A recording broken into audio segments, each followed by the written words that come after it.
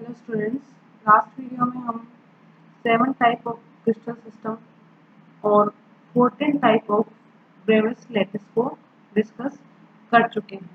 अब हम इस वीडियो में 1 बाय 1 डिफरेंट यूनिट सेल्स को हम समझने की कोशिश करेंगे, किस प्रकार से उनका ओरिएंटेशन होता है।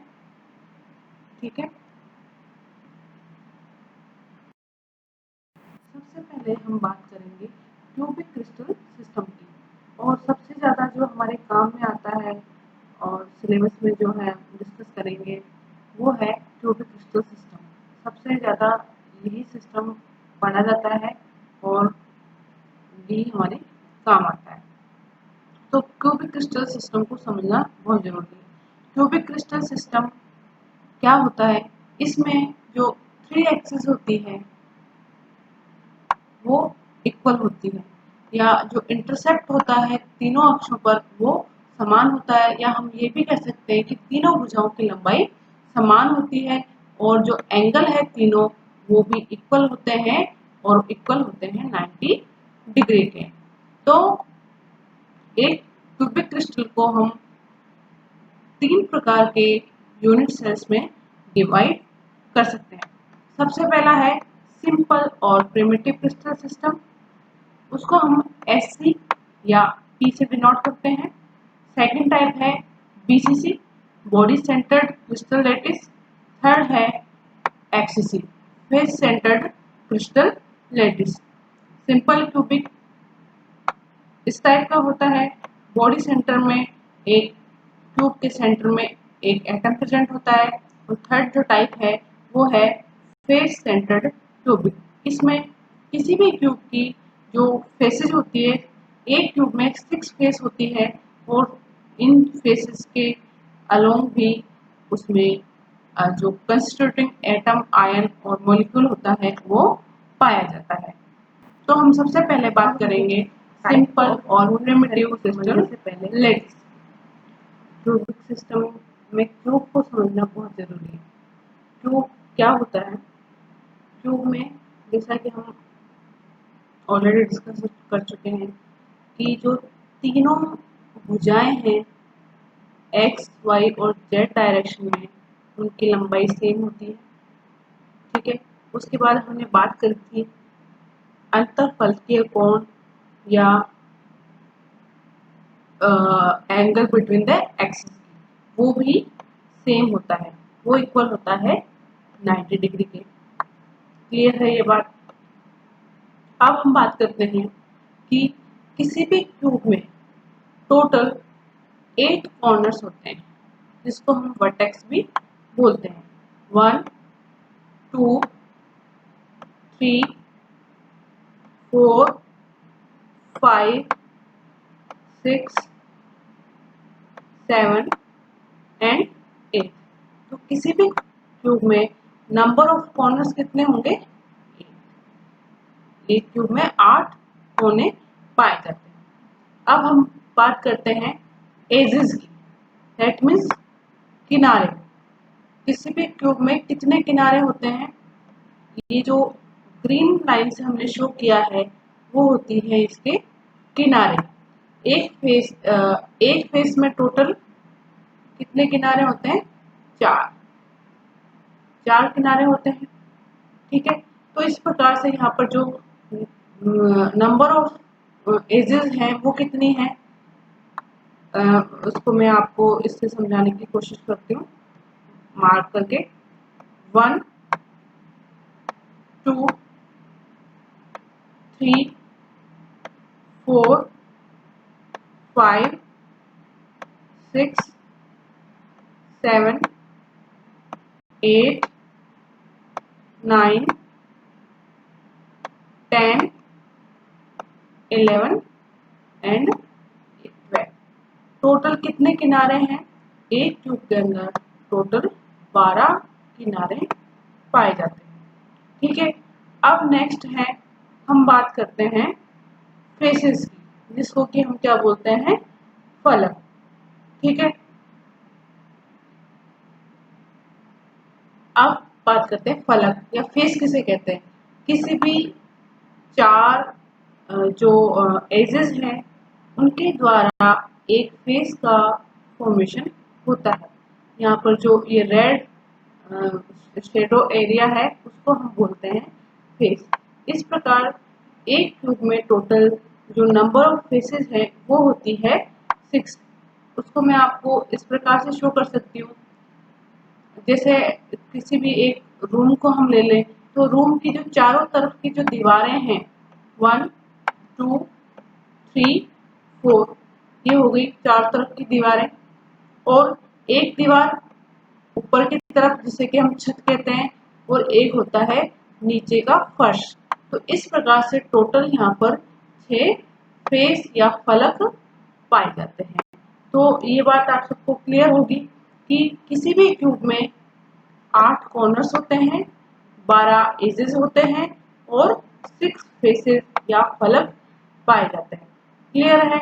अब हम आगे बढ़ते हैं कि जो क्यूबिक सिस्टम है उसमें primitive unit cell, face centred unit cell, body centred unit cell क्या होती है। अब हम उनको वन बाय वन प्रिमिटिव की कोशिश करते हैं। इसमें क्या होता है कि ये in simple crystal lattice there are a lattice point at the 8 corner of the unit cell। ये जो क्यूबिक यूनिट सेल है उसके 8 जो कॉर्नर्स हैं उस पर एक एक लैटिस पॉइंट पाया जाता है, या हम कह सकते हैं कि एटम, आयन या मॉलिक्यूल पाया जाता है। क्लियर है? In a simple cubic structure, an atom situated at any corner of each unit is shared by a total of 8 unit cell. Thus, each unit cell has 1/8th share of every corner atom.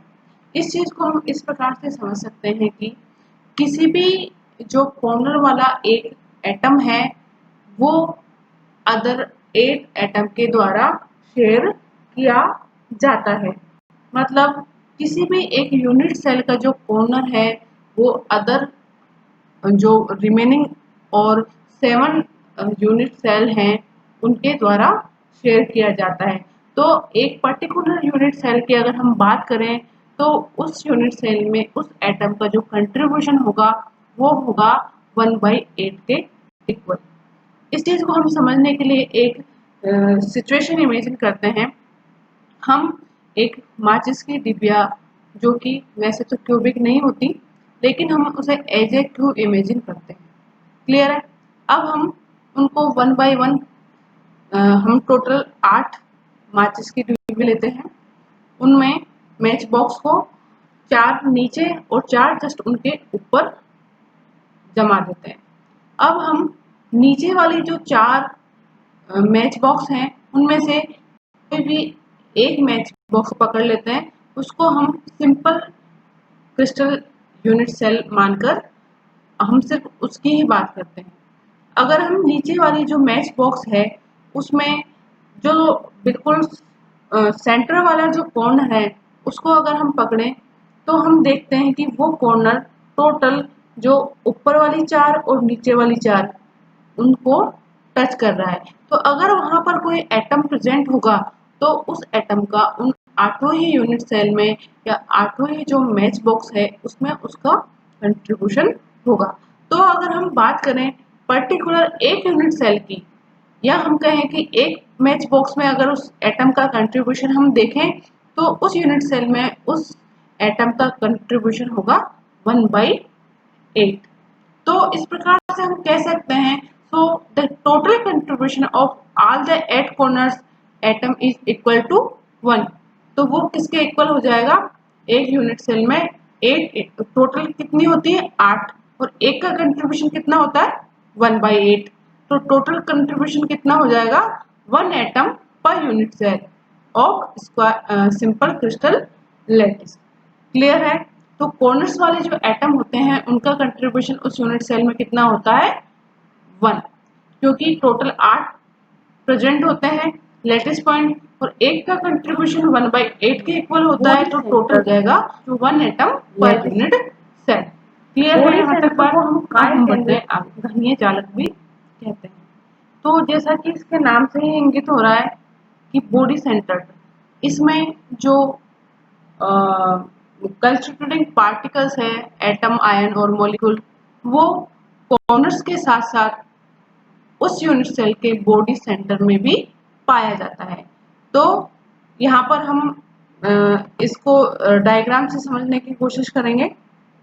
ये देखिए, जिस प्रकार से simple cubic system में 8 ही corners पर एक एक atom पाया जाता है, उसी प्रकार से यहाँ पर 8 कॉर्नर्स के साथ साथ सेंटर में भी एक, उस क्यूब के सेंटर में या बॉडी, हम इसको एज ए बॉडी माने तो बॉडी के सेंटर में भी एक एटम प्रेजेंट होता है, इसलिए हम इसको बोलते हैं body centred cubic lattice structure. Clear है? तो यहाँ पर the total number of atom per unit cell कितने होंगे? एक यूनिट सेल में नंबर ऑफ एटम जो होंगे वो क्या होंगे? कॉर्नर्स का अगर हम कंट्रीब्यूशन देखें तो वो क्या होगा? Equal to 1। वो हम already simple cubic unit cell में डिस्कस कर चुके हैं। और सेकंड जो कंट्रीब्यूशन है वो है जो इस यूनिट सेल के जो बॉडी सेंटर में प्रेजेंट एटम है उसका कंट्रीब्यूशन, वो भी होगा इक्वल टू 1। क्योंकि ये यूनिट सेल के बीच में है, तो किसी भी और जो एडजेसेंट यूनिट सेल है उससे इसका कोई भी लेना देना नहीं है, उसमें इसकी काउंटिंग नहीं होगी। तो टोटल नंबर जो एटम है बीसीसी यूनिट सेल में वो होगा 2।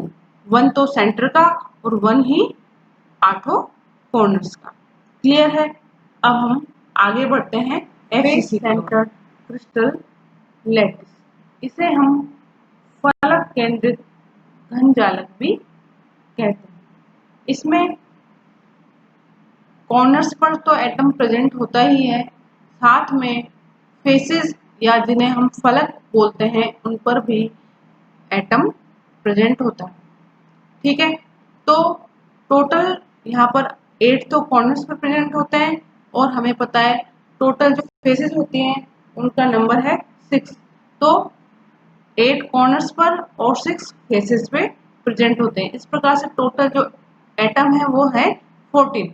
लेकिन हम पर्टिकुलर यूनिट सेल में उनके कंट्रीब्यूशन की बात करें तो वो कंट्रीब्यूशन होगा इक्वल टू 4। वो किस प्रकार से होगा? कॉर्नर्स का हमें क्लियर है, कॉर्नर्स में 8 एटम होते हैं और उनका 1/8 कंट्रीब्यूशन होगा, तो टोटल कंट्रीब्यूशन 1 होगा। अब हम फेस की बात करें तो किसी भी फेस का जो कंट्रीब्यूशन होता है उसके यूनिट सेल में वो होता है हाफ। हाफ कैसे होता है? इसको हम कुछ इस प्रकार से इमेजिन करते हैं कि अगर हम घर में किसी एक दीवार की बात करें तो अगर कोई दीवार 2 रूम में कॉमन है तो वो उस दीवार का, उस वॉल का जो कंट्रीब्यूशन है वो दोनों ही रूम में होगा। तो एक रूम में उसका कंट्रीब्यूशन क्या मानेंगे? हाफ, और दूसरे रूम में हाफ। तो फेस सेंटर पे जो एटम प्रेजेंट है उसका जो कंट्रीब्यूशन है वो होगा हाफ, और टोटल नंबर ऑफ फेस कितनी होती है? 6। तो फेस सेंटर वाले जो एटम है उसका कंट्रीब्यूशन टोटल कितना हो जाएगा? 3। तो 3 + 1 कितना हो गया? 4। तो एफसीसी जो यूनिट सेल है उसमें नंबर ऑफ एटम जो काउंट करेंगे वो करेंगे हम